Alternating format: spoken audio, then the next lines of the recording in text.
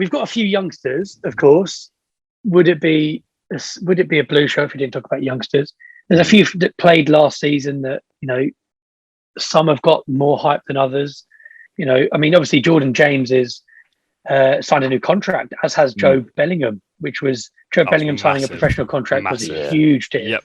He's the moneymaker in this. Exactly. He is. New year. He really is. Yeah. This is what. But that's the position we're in. You got to look at these young players as moneymakers. Really, Unfortunately, yeah. Exactly, because you can't really think of it in any other way. You can't think, oh yeah, great. Right, if we had a full team of world-class youngsters, then fantastic. Get promoted, keep them. But that's not how it works. We've got to pick and choose with our academy, and obviously just been downgraded as well, hasn't it, to grade 2, I think. As well. I don't know how much. It's obviously a big error for the club to lose that Category 1 status after only a year, but I think we can still make good of what the players we've got.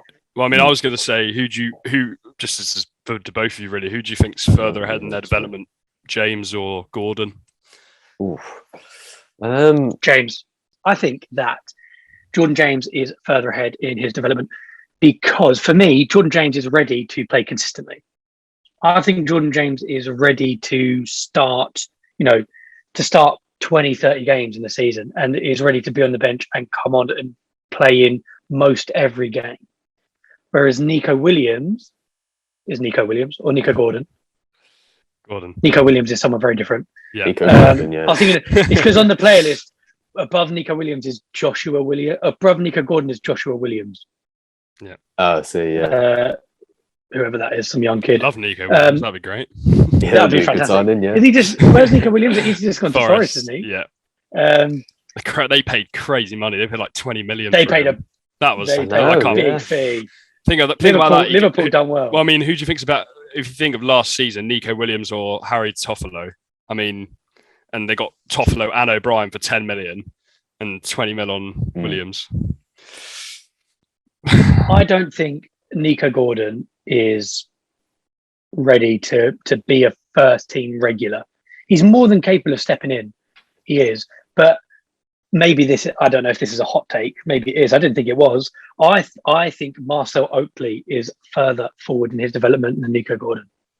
No. I think no way. That's one of the bold predictions coming out. Yeah. If we had to let one of them go, I'd rather we let go of Nico Gordon than Marcel. Oh no, because bigger teams have been sniffing around him. Yeah.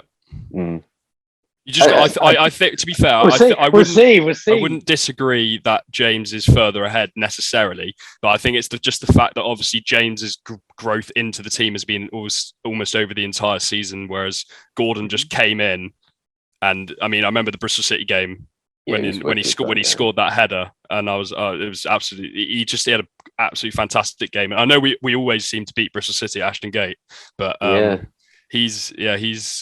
I'd say Gordon is not perhaps as far ahead as James, but I think obviously in terms of the speed of his growth, he's grown a lot faster and matured into the team quicker, I think.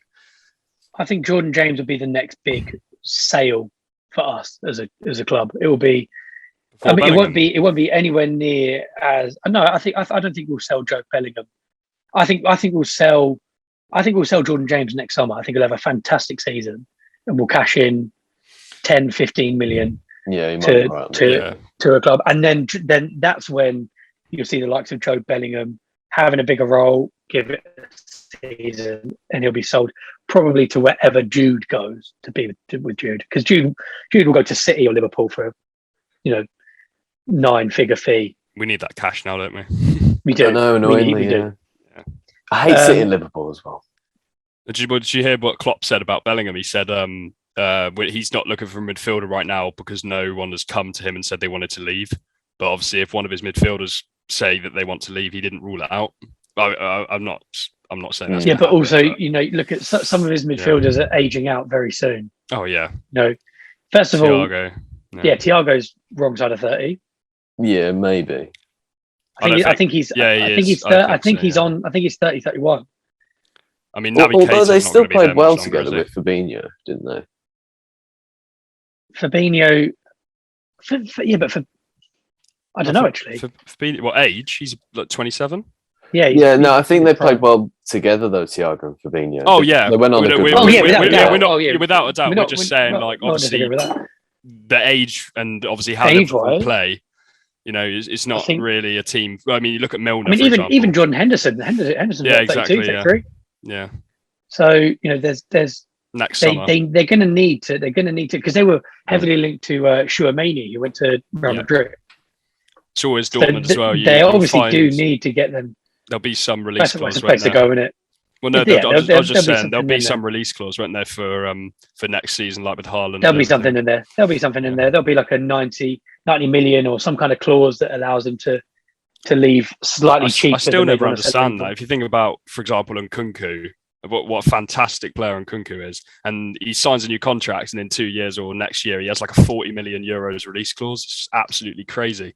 I don't know why they do it. It's just it doesn't make any sense, does it? No. When you think, you know, if they sold him, they could sell him this summer to PSG for 80 million euros comfortably.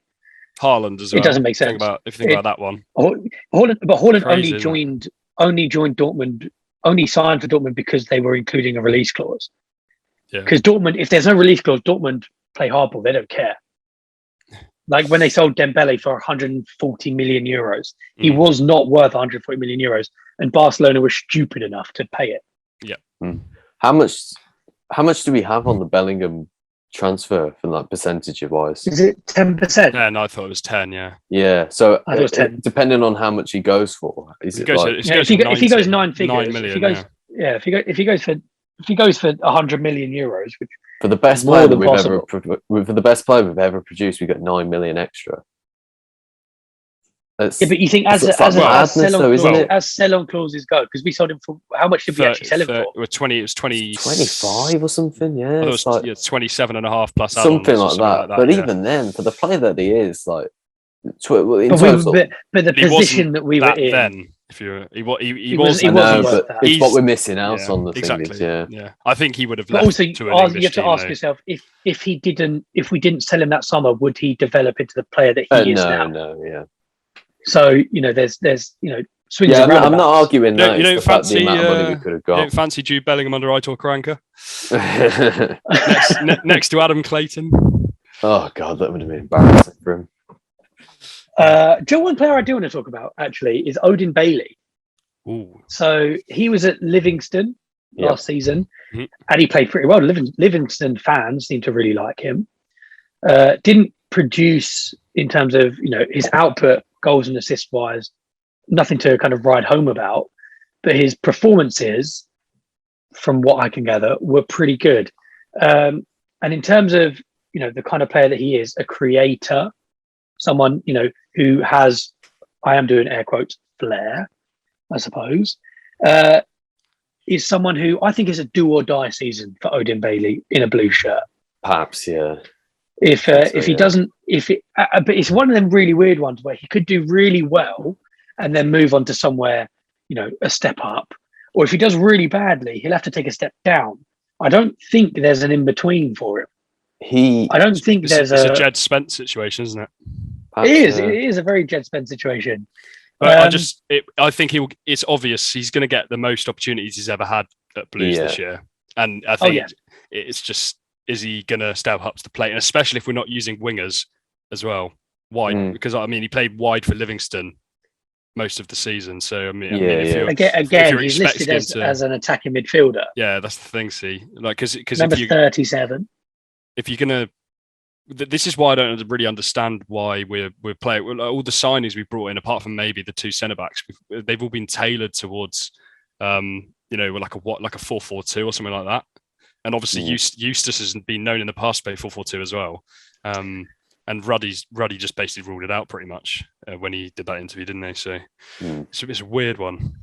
So I think I am going to very quickly kind of. I think we've got the whole season to see kind of how it grows, how players grow, and of course, we don't even know if the squad list that we're looking at now is going to be the same in a week or in a couple of weeks.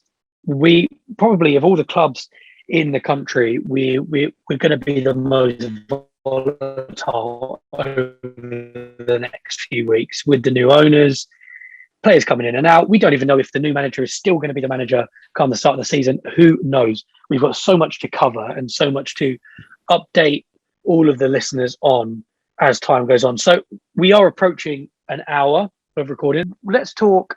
I think that's kind of a decent enough season preview. We talked a lot about the season before, kind of where we think we're going to be finishing, fighting for relegation. We'll be happy if we're kind of comfortably lower mid-table this season. A bit of a reset is needed, and it's probably the best time to say that a reset could happen. New owners coming in, new manager.